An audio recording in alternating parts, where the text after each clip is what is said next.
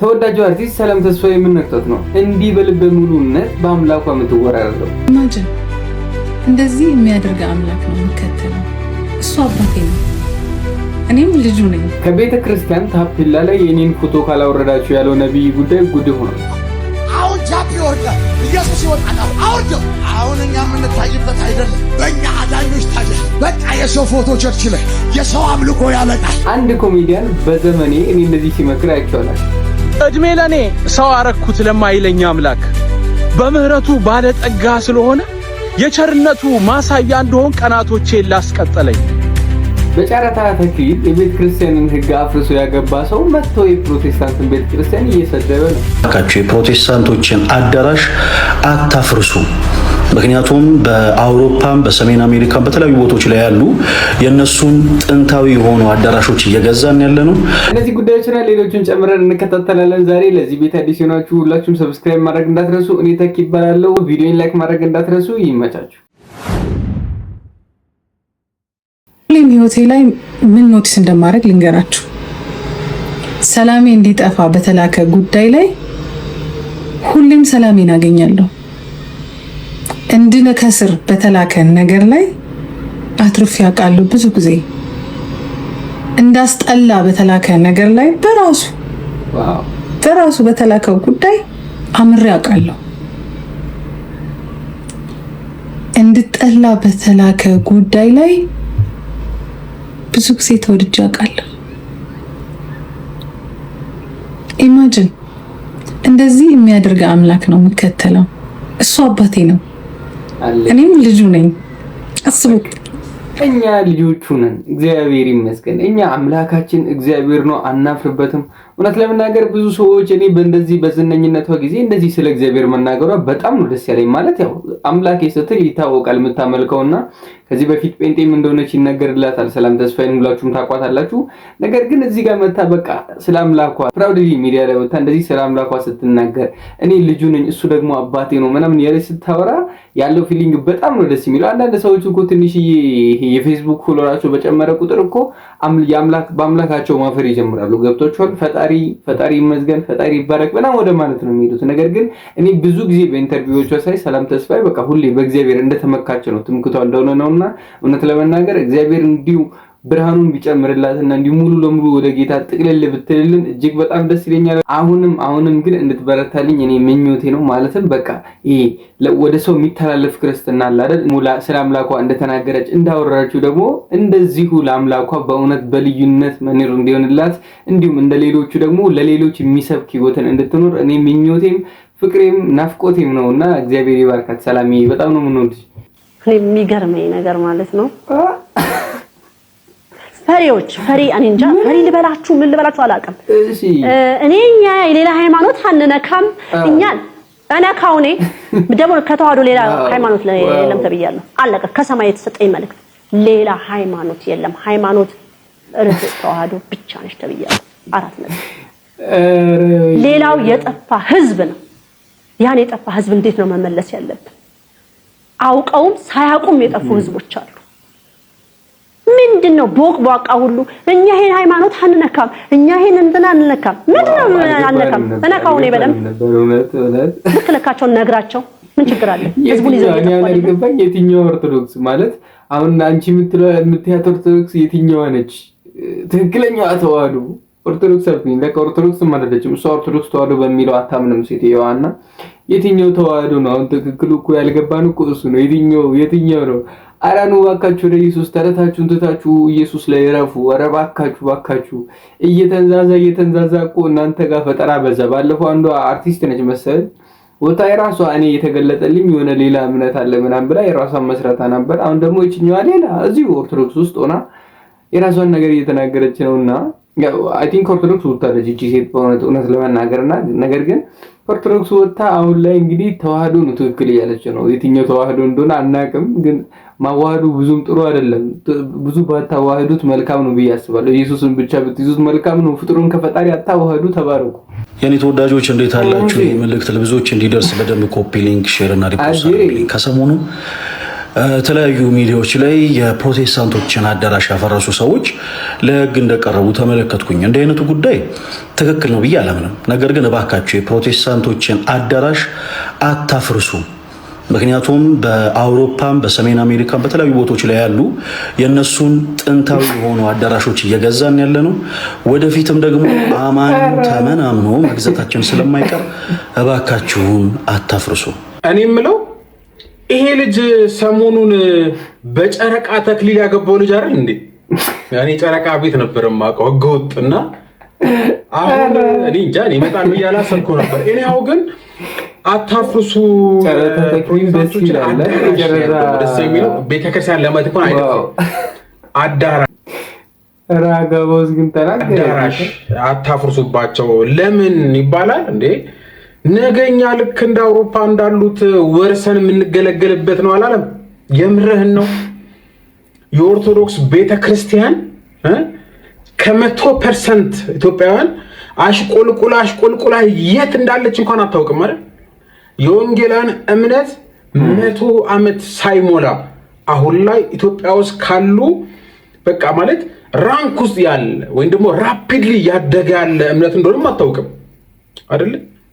እኔ እኮ ይገርመኛል አንዳንድ ሰው ድፍረቱ በቃ እንዴ ላለመጥፋት ልክ እንደ ጭላዳ ላለመጥፋት እየተንገታገተች ያለች ቤተክርስቲያን ኦርቶዶክስ። በነገራችን ላይ ቁርጡን እወቀው። የ2000 ዓመት ታሪክ ያላት ቤተክርስቲያን ህዝቦቿን መድረስ አቅቷት በወንጌላውያን አማኞች፣ በካቶሊኮች፣ በሙስሊሞች ስማቸው የሚታወቅና በማይታወቅ ቤተ እምነቶች ተሸራርፋ እያለቀች ያለች ቤት እንደሆነ አታውቅም። ስለዚህ በቃ ይሄ ለቲክቶክ ፍጆታ ምን ወርሰው አላልክም? ተወርሰሃል እኮ የለህም እኮ አባዬ ዳዋ ውስጥ ነው ያለው። ስለዚህ ፕሊስ ሰዎችን ያው ተይዘዋል። አንተ ግን ይሄን የቤተ ክርስቲያንን ክብር ትተህ የራስን ክብር ለማስቀደም አስበህ የጨረቃ ተክሊል ካደረክ በኋላ አሁን ለቤታን ተቆርቋሪ ለመሆን መምጣት አስደማሚ ነው በእውነቱ። እውነት ለመናገር እኔ እዚህ ነገር ላይ ሐሳብ መስጠት የምፈልገው ነገር ይሄ እንደውም ቢያነቃን ነው እንጂ ማለትም ክርስቲያኖችን እውነት ለመናገር አሁን ለኢትዮጵያ ውስጥ ያሉ ወንጌል አማኞችን ይሄኛው የፈለገ አትናቴዎስ ሐሳብ ሊያነቃን የሚገባ ጉዳይ ነው እንጂ በፍጹም ሊያዘናጋን ወይም ደግሞ እሱን እንደታቸው ሊያደርገን አይገባም። እውነት ለመናገር ያው ነገርየው ያስቃል። አሁን እሱ እንደው ስለ ወንጌል አማኞች የማውራትም አንደበት ያለው ሰው ሆኖ አይደለም፣ ግን ቢሆንም የተናገረበት መንገድ እውነት አለው። ምክንያቱም ምዕራባውያን ወይም ደግሞ በምዕራብ ያሉ ቤተክርስቲያኖች እውነት ነው እየተዘጉ እንዳለ ምናምን ይሰማል። እንደዚህ አይነት ወሬዎች ይሰማሉ ብዙ ጊዜና የነበሩ የቆዩ የሚባሉ ምናምን ቤተክርስቲያኖች እየተዘጉ ምናምን አገልጋዮች ስተው ይወጡ ምናምን ነገር እንሰማለን ጆሮ ስላለን ማለት ነውና ይሄ የሚዲያ ላይ ሀቅ ስለሆነ ዓለም የሚያውቀው ነገር ስለሆነ ማለት ነውና ታዲያ ይሄ አሁን ለኢትዮጵያ ውስጥ ላለ የየራሱን ትምህርት እያዘጋጀ እኔ ነኝ ልክ ለሚል በወንጌል አማኝ ስም ስር ለተደበቀና ለተመሸገው እንደው ማንቂያ ደውል የሚሆን ነገር ነው እንጂ እውነት ለመናገር ኢትዮጵያ ውስጥ ያሉ ወንጌል አማኞች በመንፈስ ቅዱስ እንዲመሩ እኛን ሊያነቃን የሚገባ ነገር ነው። እግዚአብሔርን ይዘን እንድንጓዝ ሰዎችን ይሄ ሩል ሞዴል የምናደርገው ሰው ሊኖረን እንደማይገባ፣ ምክንያቱም ሰውን ብቻ ሞዴል አድርጋችሁ ከሄዳችሁ የሆነ ታይም ላይ የሰው ልጅ አፕ ኤንድ ዳውን የሆነ ህይወት ስላለው የሆነ ጊዜ መውደቁ አይቀርም። ከጸናም ጥሩ ነው፣ ነገር ግን በሱ ጽናት እንማራለን። ነገር ግን ካልጸናም ከወደቀም እንደገና ለኛ መሰናከያ ነውና በሰው ልጅ ከተደገፈ ህይወት ወጥተን በመንፈስ ቅዱስ እንድንመራ አሁን ላይ ያሉ የተለያዩ የተነሱ ውዥንብሮች ሶሻል ሚዲያ ላይ ያሉ ጠቦች ምናምን እንደው ረግበው በቃ መንፈስ ቅዱስ ምን ይላል እግዚአብሔር በዚህ ዘመን ላይ ላሉ ቤተክርስቲያን ምን ይላል የሚለውን ቤተክርስቲያን በዚህ ሰዓት ላይ ነቅታ ብትሰማ ጥሩ ነው ብዬ አስባለሁ፣ አምናለሁ። ኢትዮጵያ ውስጥ ያለው ያ ዕጣ ፈንታ እንዳይደርስ በመንፈስ ቅዱስ እንደጀመርነው በመንፈስ ቅዱስ እንድንጨርስ አሁን ላይ ያለውን ይሄ የሰውን አመለካከት የስልጣን ጥም የምናምን ትተን እንደ እግዚአብሔር ሐሳብ እንደ መጽሐፍ ቅዱስ ከሐዋርያት እንደተቀበልነው እንደ መጽሐፍ ቅዱሱ ብንመራ መልካም ነው ብዬ አስባለሁ። የሰውን ጥበብ ባናቀላቅል መልካም ነው ብዬ አስባለሁ። እግዚአብሔር ለዛም ይርዳን ለማለት እወዳለሁ። እኔ ትልቁ ደስታ ልጆቼ ከሰው አነሰ የሚባል ሰው ጋር ሲሄዱ ማየት የኔ ትልቅ ደስታ ነው። የቆሸሸን ሰው ሲያጡ በጣም ትልቅ ደስታ ነው። ስለዚህ እሱ ነው የክርስትና ህይወት ብዬ ነው የማስበው። ኢየሱስ ከሰማይ ወደ ምድር ለኔ ኃጢአተኛው መጣ፣ ለኔ ሞተ። እንዴት ለሌሎቹ መኖር ያቅተናል? መንፈስ ቅዱስ በእኛ ውስጥ ሲሆን ማድረግ የማንችለውን ነገር እንድንችል ያደርጋል። ይሄ በአይምሮአችን የምናስበው ሳይሆን መንፈሳውያን ስንሆን የሰማያዊ ነገር ስለምናስብ ሌላውን ነገር መስጠትማ ቀላል ነው። ሰዓቴን መስጠት፣ ጊዜን መስጠት፣ ኢነርጂን መስጠት፣ ገንዘቤን መስጠት፣ ልብስ ማልበስ፣ ማብላት፣ ማጠጣት ሲምፕል ቲንግ። ከባዱ ነገር ህይወቴን አሳልፌ የምሰጠው ለማን ነው? ስታርት ፍሮም ከኛ ቤት ነው የሚጀምረው። ከባለቤቴ ነው የሚጀምረው፣ ከልጆቼ፣ አጠገቤ ካሉ ሰዎች። ህይወታችንን ሁል ጊዜ ሌዳውን ማድረግ አለብን እና ይሄ ህይወት ነው ብዬ ነው የማስበው።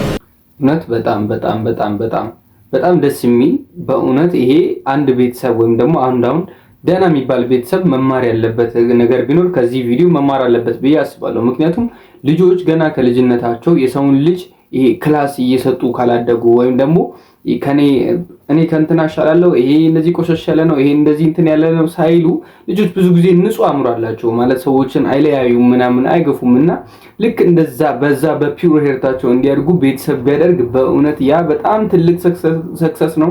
በቃ ጌታ የሚወደው እኮ ንጹህ ልብ የሚለው ያንን አይደል? ሰዎችን አይቶ ማያዳላ ማይለያይ ምናምን ባለባበስ በነገሮች ምናምን በኢኮኖሚ ሁኔታ ሰዎችን የማይገፋ የማይለያይ ትውልድን ብናፈራ በእውነት ይሄ ክርስቲያኒቲ ይሄ ነውና እኛ ከክርስቶስም የተማርነው ህይወት ያ ነውና በጣም የወደድኩት መልእክት ነው። እግዚአብሔር ይባርክ። ለብዙ ወላጆች ለብዙ ቤተሰቦች ማስተማሪያ የሚሆን አይነት ሰው ነው ይሄ ሰው።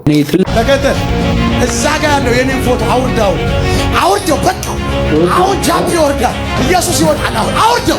አሁን እኛ የምንታይበት አይደለም፣ በእኛ አዳኞች ታያል። በቃ የሰው ፎቶ ቸርች ላይ የሰው አምልኮ ያመጣል። እንደ እግዚአብሔር ቃል ብቻ እንዋደዳለን፣ እንከባበራለን። ማን ብቻ ይታያል? በቃ የሰው ዘመን ሰው የሚሰበክበት እሱ በእኛ እየሰራ እኛ የምንነግስበት ዘመን አበቃ።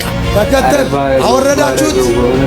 ፎቶውን ገንጥሉና ብረቱን ወደዛ መልሳችሁ እንዳሰቅሉት ስበሩ። በቃ ምን አለ ሁሉም ቸርቾች እንደዚህ በሆኑ ነው እኔ እያልኩኝ ያለው። አሁን ይሄ ወንድማችን ከልቡ ይሁን ከምኑ ይሁን አሩን ነው፣ ግን ይሄ እርምጃ ነው የሚያስፈልገው። አሁን ላይ ላለች ቤተክርስቲያን የሚያስፈልገው ይሄ እርምጃ ነው። እነዚህን እርምጃውን መውሰዱ ነው የሚሻለው የሚያስፈልገው በእውነትና በቃ ይሄ ሰዎች ራሳቸው የሚታዩበት ራሳቸው የሚገኑበት እግዚአብሔር በሰጠው ጸጋ ራሱ የሚከበርበት ራሱ በቃ እንደመመለክ ደረጃ ድረስ እንደዚህ ሪስፔክት የሚደረግበት በጣም ወር ራሱን ማሳየት የሚወድበት ምናምን ዘመን ላይ ነን አሁን ያለነውና ያም ይመስለኛል መንፈስ ቅዱስን ከኛ ህይወት ላይ የሚሸፍነው የሚደብቅብንና ፍቅራችንንም የለያየው የመንፈስ ቅዱስም ዝምታ ለዛ ይመስለኛልና በቃ ሰዎች የራሳቸውን ክብር የሚፈልጉ ባለጠግነታቸውን የሚፈልጉ ሆነዋል እውነት ለመናገርና ልክ እንደነዚህ ደግሞ ምን አለ ከልባቸው ሁሉም እየወሰኑ እየቆረጡ በቃ የኔ ፎቶ ይነሳ፣ እኔ አልታይ፣ ጌታ ይታይ፣ ክርስቶስ ይታይ የሚል ቢበዛ ኖሮ እውነትም በቃ እስከዛሬ የሚነገረው ሪቫይቫል ኢትዮጵያ ውስጥ በተነሳና ወንጌል ለዓለም በተቀጣጠለ ነበረ። ያ ጊዜ ግን ይናፍቀናል መሆኑም አይቀርም። ካልሆነ ደግሞ ጌታም እረኛውም በጊዜው ቤቱን ማጥራቱ ስለማይቀር የቅርብ ጊዜ የምናየው ነገር ይሆናልና እግዚአብሔር ይርዳን። ትላንትና የናረሰው ያነሳኝ እግዚአብሔር ነው። ቀናቶቼን ያስቀጠለኝ በማይለዋወጥ ፍቅሩ የወደደኝ እድሜ ለኔ ሰው አረኩት ለማይለኝ አምላክ በምህረቱ ባለጠጋ ስለሆነ የቸርነቱ ማሳያ እንደሆን ቀናቶቼን ላስቀጠለኝ ደግ አመሰግነዋለሁ። ደስ ይላል። ናቲ እግዚአብሔር ይባርክ። በጣም ነው ደስ የሚለው። በቃ እግዚአብሔርን አንረሳውም። የችግራችንን ጊዜ ያለፍንበትን የመከራችንን ጊዜ ያሳለፈንን እደርቶ ረዳዋቸው የማይለው ሰጥቶ ሰጠዋቸው እኮ የማይለው የሆነ ሰው ስንሆን ጠብቆ እኔ ባልኖር እኮ ሞታ ነበር የማይል አምላክ በእውነት እንደ እግዚአብሔር ያለ ቅድም ሰላም እንዳለችው ነው እንደኛ አምላክ ያለ አምላክ የለም። ቋት ተነሳ አምላክ እንደሌለው መሪ እንደሌለው ብድግ ብለህ አጥራት ዛሬ በዚህ ቀን ሊሆን ያለው የሰማይ ፈቃድ ዛሬ በዚህ ቀን በኔ ይፈጸም። ልታደርግ የምትወደው ዛሬ በኔ ያዝ። የእጆቼን ያዝ በሉት። የኔ ፈቃድ አይፈጸም በሉት። እኔ ላውራ አይገባም፣ በኔ አንደበት አንተ አውራ፣ እግሮቼ ላንተ ይራመዱ ብላችሁ ለምን የዛኔ እግዚአብሔር ማንነት ይቆጣጠራችኋል። የዛኔ እግዚአብሔርን ፈቃድ እያደረጋችሁ ራሳችሁን ታገኙታላችሁ። የማይመጥን ቦታ አትገኙም። የዛኔ ከደረጃ በታች የሆነ መንደር አትገኙ። ራሳችሁን እግዚአብሔርን ፈቃድ እያስፈጸማችሁ ሊሆን ይገባል። እግር ላይ ኢየሱስ አንድ የመንግስት ባለስልጣን በሚሾሙበት የበላይ የመንግስትን የሀገሪቱን ዋና ጉዳይ አንድ አመራር ላይ ብትሾም ፈቃዴን አደርጋለሁ፣ በዚህ እወጣለሁ፣ በዚህ እገባለሁ ብትል አንሶን ነው የምታስፈጽምለት መንግስት አለ። እኔና እናንተ ደግሞ የሰማይ ፈቃድ አስፈጻሚዎች እንደፈቀድን ልንሆን እንደወደድን ልንሆን አልተጠራንም። ሰማይ በኢየሱስም ተወክለን ያለን በምድር የሰማይ ተወካዮች የሰማይ አምባሳደሮች ሃሌሉያ። አምላክ እንደሌለው ሰው ብድግ እያልን ወደ ስራ ብድግ እያልን ወደ ራሳችን ጉዳይ ብድግ ብለን ፊታችንን ታጥበን ምግባችንን በልተን ወደ መሮጥ ወደ የራሳችን ጉዳይ መሄድ እውነት ያ ተገቢ አይደለም። እኛ አምላክ ያለን ሰዎች ነን። የእስራኤል እረኛ የእስራኤል አምላክ እኮ እግዚአብሔር የኛም አምላክ ነውና በቃ ከእግዚአብሔር ጋር ያለን ነገር ሪሌሽንሺፓችን በጨመረ ቁጥር እኮ የሚከብደን ሸክማችን ሁሉ እየቀለለ ነው የሚሄደውና ሞር እንድንጠጋው ሞር እንድንጸልይ እግዚአብሔርን ፊቱን እንድንፈልግ ይሁን። ነገር ግን በየማለዳ እየተነሱ እየጸለዩ መውጣትን የመሰለ ነገር የለም። ቀናችንን ብሩም ያደርገው ነገር ቢኖር ከእግዚአብሔር ጋር የጀመርነው ቀን መቼም በቃ ኢቭን ጌታን በቃ ማይበላሽ ቀን ቢሆን ከእግዚአብሔር ጋር ጸልየን ተነጋግረን የጀመርነው ቀን በቃ ሁሌም ለሱ የተሰጠ ቀን ስለሆነ እሱ ራን የሚያደርገው ቀን ስለሆነ እሱ የሚመራን ቀን ስለሆነ በቃ አይበላሽብንም። ሙላችን አይበላሽም፣ ስራችን አይበላሽም እና ይሄ ውጫዊ ነገር ቢነካካ እንኳን ውስጣችን ሰላማችን እረፍታችን በቃ ሹር የሆነበት እርግጠኛ የሆነበት ነገር ነው ውስጣችን ያለውና ይሄ እንዲሆን ግን መጸለይ ዋና ነገር ነው፣ አስፈላጊ ነገር ነው። በየማለዳ እየጸለዩ መውጣት በእውነት እኔ ስለ ሴት ልጅ ማልዘፍነው ስለማይመጥነኝ እኔ ስለ ኢየሱስ ከዘመርኩ በኋላ እኔ ስለ ታላቅ ንጉስ ስለ ነገስታት ንጉስ ስለ ጌቶች ጌታ ከዘመርኩ በኋላ ስለ ሴት ልጅ ሰውነት ስለ ሴት ልጅ አፍንጫ ስለ ሴት ልጅ ከንፈር እንዴት እዘፍናለሁ? አይመጥንማ። አይኖቹ እንደ እሳት ነበልባል የሆኑለትን ጌታ ደረቱን በወርቅ መታጠቅ የታጠቀ ጌታ ራሱና የራሱ ጠጉር እንደ ነጭ በረዶ የሆነለትን ጌታ ከአፉ በሁለት በኩል የተሳለ ሰይፍ የሚወጣለትን ጌታ ስለዚህ ጌታ ከዘመርኩ በቀራንዮ መስቀል ላይ ስለኔ ተንጠልጥሎ የሞተልኝን ጌታ ስለዚህ ጌታ ኢየሱስ ከዘመርኩ በኋላ ስለ ሴት ልጅ ሰውነት እንዴት አለቅሳለሁ? እንዴት እዘፍናለሁ? ስለዚህ ስለ ኢየሱስ እዘምራለሁ። ቀኝው እኮ ይሄ ልጅ እኮ ጋራጁ ልጅ እኮ አልተቻለም በእውነት በቃ የባለፈውንም ልጅ አይታችኋልና በቃ ጋራጅ ላይ ሰሞኑን ያሉ ልጆች እነዚህ ሁለቱ ወጣቶች በጣም እየባረኩ ነው ያሉት፣ ወንጌልን እየሰሩ ነው ያሉት እና በጣም ነው ደስ የሚለው። ሰዎች እነዚህ ልጆች ስናይ እኛ መማር አለብን ብዬ አስባለሁ። እኔ በግሌ መማር እንዳለብኝ ይሰማኛል። ምክንያቱም በተሰማራውበት በምሰራበት ቦታ ወንጌልን መናገር አጠገቤ በማገኛቸው በቅርቤ ባሉ ሰዎች በኩል ወንጌልን ለሰዎችን ማድረስ በቃ ስለዚህ ሁላችንም እንችላለን። በቃ ሁላችንም ክርስቶስን ወንጌል የገባንን ያህል መናገር መመስከር እንችላለንና ታዲያ ግን ይሄ ቦታ የገደበው ስፍራ የገደበው በዚህ ምክንያት እኮ ስለማልደርስ ነው አይባልም። አጠገባችን ካሉ ሰዎች ይጀምራልና ሁላችንም በድፍረት ይህንን የገባንን እውነት እንድንናገር መንፈስ ቅዱስ ደግሞ ይርዳል። ከዚህ ጋር ያይዤ እንግዲህ ዛሬ የምነግራችሁ ወይም ደግሞ ማቀርብላችሁ አዲስ ፕሮግራም ይሆናል ማለት ነው። እንደዚህ ከሪያክቱ ቪዲዮ መጨረሻ አካባቢ ላይ ያስገባላችኋለሁ። ከዝነኞቹ ዓለም ስለ ክርስቶስ ምን አሉ የሚለውን ነገር አሰማችኋለሁኝ። ተወዳጇና ታዋቂዋ አርቲስት እንግዲህ ኒኪ ሚናጅ ስለ ኢየሱስ ክርስቶስ ከተናገረችው ነገር እንግዲህ አንድ ወንድማችን ቅንጭብ አድርጎ ይነግረናል ማለት ነው። እሱን ቪዲዮ እንሰማለን። አንዴ ታዋቂዋ ራፐር ኒኪ ምን ገጠማት? ኒኪ ሚናጅን ሁላችሁም ታውቋታላችሁ ብዬ አስባለሁ። ታዲያ እቺ ራፐር አንድ ፖድካስት ላይ ቀርባ የተናገረችው ነገር እንዲሁ ላሰማችሁ። አንድ ራፐር እንደ ራፐርነቱ ስለራሱ የሚያጎሉና በቲቪ የተሞሉ ቃላቱን መጠቀም አለበት። ታዲያ እኔም በስራዎቼ ወቅት የሚሰማኝ የነበረው ከእግዚአብሔር ጥበቃ ውጪ እንደነበርኩ ይሰማኝ ነበር ስትል ስለነበረባት ፍርሃትና የውስጧ ጭንቀት ትናገራለች። ኒኪ ሚናጅ አሁን ላይ ስትናገር ለእግዚአብሔር እጇን ሰጥታ ወይም ደግሞ ከእግዚአብሔር ስር ሆና አሁን ከሱ ጋር በተስተካከለ የህይወት ግንኙነት ውስጥ ባለውበት ጊዜ ላይ አሁን ትህትናን እየተማርኩና በተስተካከለ ህይወት ውስጥ እየኖርኩኝ ነው ትላለች። እናም በመልእክቷ አያይዛ እንዲህ ስትል ተናግራለች። ኢየሱስ ጌታዋ መድኃኒቷ እንዲሁም የቅርብ ጓደኛዋ እንደሆነች ትናገራለች። ነፍስ ሁሉ ጥማቷ ጥያቄዋም ሆነ መልሷ አንድ ነው፣ እርሱም ኢየሱስ ክርስቶስ ነው። ወደዚህ እውነት ነው መልእክቱን ስሙ። ታዲያ ይሄ እንግዲህ ሪፖርቱን ያቀረበው ልጅ የምናውቀው ልጅ ቢሆንም ይሄኛው ስክሪን ላይ የምታዩት ልጅ ቢሆንም ያው ቲክቶክ ላይ የሰራሁት ቪዲዮ ነውና እውነት ለመናገር ድጋሚ ከማወራው እሱን ቪዲዮ ባመጣ ይቀለኛል ብዬ ነውና እግዚአብሔር ይመስገን ዓለም ላይ ኢንፍሉዌንሰር የሚባሉ ወይም ደግሞ ሴሌብሪቲዎች በቃ እነዚህ በቃ ሰይጣናማ ነገሮች ወደ ትውልድ በማስገባት የሚታወቁ ሰዎች እንደዚህ ደግሞ ስለ ክርስቶስ ስለ ኢየሱስ ሲናገሩ ትውልድን ለማስመለጥ እንደዚህ ሲያወሩ መስማት ደግሞ የረፍትን ዜና ሲናገሩ እንደመስማት ደስ የሚያሰኝ ነገር የለም። ታዲያ ቀጥለን ወደ ሀገራችን አንድ ታዋቂ ልጅ እናልፋለን። ሁላችሁም ታውቁታላችሁ፣ ሁላችሁም ትወዱታላችሁ ብል ማጋነን አይሆንብኝም። እስካርቲናን ወይም ደግሞ ናትናኤልን ሁላችሁም ታውቁታላችሁና እሱ ልጅ እንግዲህ ሰሞኑን ዱባይ ላይ ነው ያለው። ጌታ እንግዲህ ረድቶኛ ፓሪስ ሄደን ወንጌልን እስክንመሰክር እሱ ደግሞ ዱባይ ላይ በሄደበት ወንጌልን እንዴት በሚገርም ሁኔታ እየመሰከረ እንደሆነ ሲስሙልኛል። ለሳክስ ምናምን ነገር ሳይሆን ጋይስ ይሄ የምታዩት በጠቅላላ ማለት የዱባዩ በዲክር የኞች ስኪሚክር እያንዳንዱ ነገር አላፊ ነገር ለዘላለም ሊያልፍ የማይችል ፐርሰንት ክራይስት ቢታዩም የማይታዩም በክርስቶስ ተፈጥሯል። ሁሉን ነገር ክሬት ባረግ ወደ ክርስቶስ ከመጣችሁ ሊያልፍ የማይችል የዘላለም ርስት ማግኘት ትችላላችሁ። ኑ ወደ ኢየሱስ ተባረኩ። ሌላ አንድ ቪዲዮ ልድገምላችሁ። ሌላ አንድ ቪዲዮ ላሳያችሁ። ሁላ የምታዩት ሀብት በጠቅላላ ማለት ቢሰጣችሁ እንኳን የነፍሳችሁ ጥያቄ ነው፣ የነፍሳችሁ ጥማት ሊረካ ይችላል። የነፍሳችሁ ጥማት ሊረካ የሚችለው በአንድ በኢየሱስ ክርስቶስ ብቻ። የህይወት ውሃ ወደሆነ ወደ ኢየሱስ ክርስቶስ በመምጣት ከዚህ የህይወት ውሃ ጠጡ፣ በክርስቶስ ኢየሱስ ህይወትን ታገኛላችሁ። ተባረኩ። ይሄ እውነት ነው፣ ምንም ማድረግ አይቻልም። እውነት ለመናገር ታዲያ በቃ የጴንጤ ሰበበኛ ነው ታውቃላችሁ። ያገኘውን ነገር በቃ የተነካ ሰው በተገኘው አጋጣሚ ኢየሱስን መስበክ ኢየሱስን ማሳየት ይወዳልና ይሄ ተወዳጅ ወንድማችን እስካቴናን ወይም ደግሞ ናቲን ሁላችሁም ታውቁታላችሁ፣ እንደምትወዱትም አውቃለሁኝ። ከዚህ በፊት እንግዲህ በጨለማው ዓለም እንደነበረና በተለያዩ ትውልድን በዚህ ዘመን በሚያስሩ ሱሳሱሶችና በዲመን ወይም ደግሞ በጨለማው ዓለም አገዛዝ ስር እንደነበረ ራሱ ተናግሯል፣ በራሱ ቴስቲሞኒዎች ተናግሯልና ይሄን ተወዳጅ ወንድማችን አምልጦ እንግዲህ ትውልድ እንዲያመልጥ ወንጌል የሚመሰክር ልጅ ሆኖልናል። እግዚአብሔር ይመስገን። ስለዚህ ልጅ ነፍስ እናመሰግናለን ጌታችንን። ታዲያ እስካሁን የቤት የቆያችሁ ሰዎች ለዚህ ቤት አዲስ ሆናችሁ ሰብስክራይብ ማድረግ እንዲሁም ቪዲዮ ላይክ ማድረግ ኮሜንት ላይ ሐሳባችሁን መስጠት እንዳትረሱ። እስካሁን ስለቆያችሁ አመሰግናለሁ። ይመቻችሁ።